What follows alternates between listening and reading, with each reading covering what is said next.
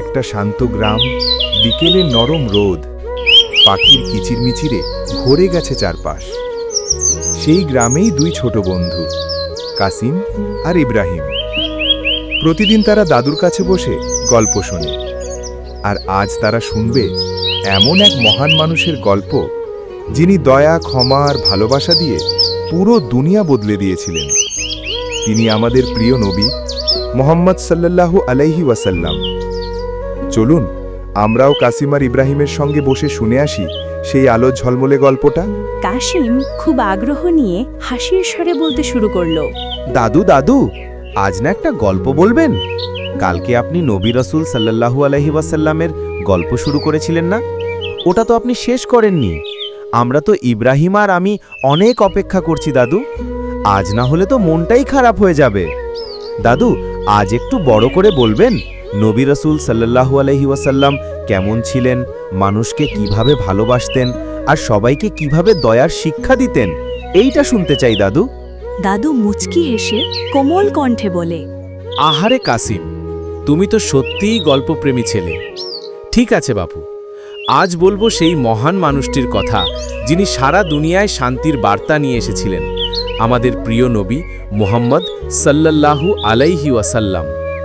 এরপর দাদু শ্রদ্ধা মিশ্রিত ভয়েসে বলতে লাগলো, এক রাতে মক্কার শহরে জন্ম নিলেন নবী সাল্লাল্লাহু আলাইহি ওয়াসাল্লাম। সেই রাতটা ছিল শান্ত আর আলোয় ভরা। মনে হচ্ছিল আল্লাহর রহমতে পুরো দুনিয়া জেগে উঠেছে। ইব্রাহিম দাদুর কথা শুনে তো অবাক। দাদু, সত্যি? তখনই সবাই কি জানতো তিনিই নবী হবেন? না বাপু, তখন নয়, কিন্তু তার জন্ম থেকেই সবাই বুঝেছিল এই শিশু আল্লাহর বিশেষ রহমত। ছোটবেলায় নবী সাল্লাল্লাহু আলাইহি ওয়াসাল্লাম ছিলেন শান্ত, বিনয়ী আর সৎ। মানুষ তাকে বলতো আল আমিন, মানে বিশ্বাসযোগ্য মানুষ। কাসিম তখন হাসি দিয়ে বলে, হা হা হা, দাদু, সবাই তাকে এত ভালোবাসতো কেন? দাদু দয়ালু স্বরে বলে, কারণ তিনি কাউকে কষ্ট দিতেন না, ক্ষুধার্তকে খাওয়াতেন, অসুস্থকে সাহায্য করতেন, আর কখনো মিথ্যা বলতেন না। ইব্রাহিম চিন্তিত স্বরে তখন বলে, তাহলে তিনিই আসল উদাহরণ, তাই না দাদু?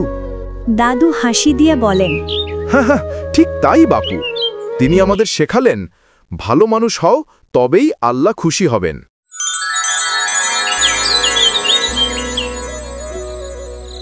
যখন নবী সাল্লাল্লাহু আলাইহি ওয়াসাল্লামের বয়স 40 বছর, তিনি হীরা গুহায় যেতেন, একা বসে আল্লাহর কথা ভাবতেন। এক রাতে হঠাৎ আলো ছড়িয়ে পড়ল, আর শোনা গেল ফেরেশতা জিব্রাইল আলাইহের কণ্ঠস্বর, পড়ো তোমার প্রভুর নামে, যিনি সৃষ্টি করেছেন। আর রাসূল সাল্লাল্লাহু আলাইহি ওয়াসাল্লাম নরম ভয় মিশ্রিত হয়ে বলল, আমি তো পড়তে জানি না। কিভাবে পড়ব আমি? আমি তো কোনো শিক্ষক পাইনি, কেউ কখনো আমাকে কিছু শেখায়নি। আমি তো শুধু আল্লাহর নামেই চিন্তা করি। আমি তো লিখতে জানি না। হে আল্লাহ, কি হচ্ছে আমার সাথে? এই আলো, এই শব্দ।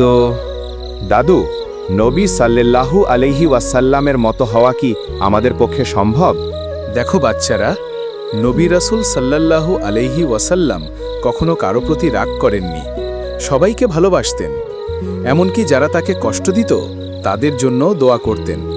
তিনি আমাদের শিখিয়েছেন, মিথ্যা বলো না, কারো মন কষ্ট দিও না, সব সময় সত্যের পথে থেকো। কাসিম তখন চোখ বড় করে অবাক হয়ে বলল, দাদু, রাসূল সাল্লাল্লাহু আলাইহি ওয়াসাল্লাম তো কত দয়ালু ছিলেন। মানুষ তাকে কষ্ট দিলেও তিনি তাদের ক্ষমা করে দিতেন, সবাইকে ভালোবাসতেন, দোয়া করতেন।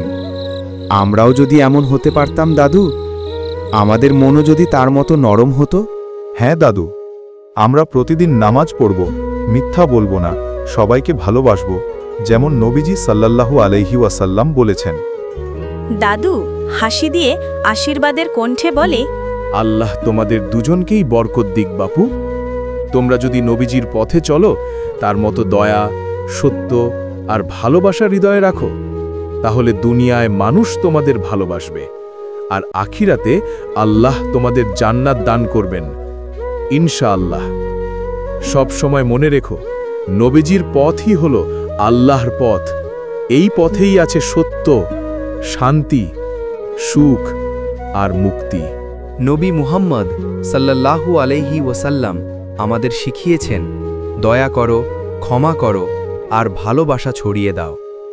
যে মানুষ নবীজির পথে চলে সে কখনো একা নয়, কারণ আল্লাহ তার সঙ্গেই থাকেন। চলো আমরাও আজ থেকে প্রতিজ্ঞা করি, আমরা নবীজির মতো সত্য বলবো, অন্যকে কষ্ট দেব না আর প্রতিটি কাজে আল্লাহর সন্তুষ্টি খুঁজব।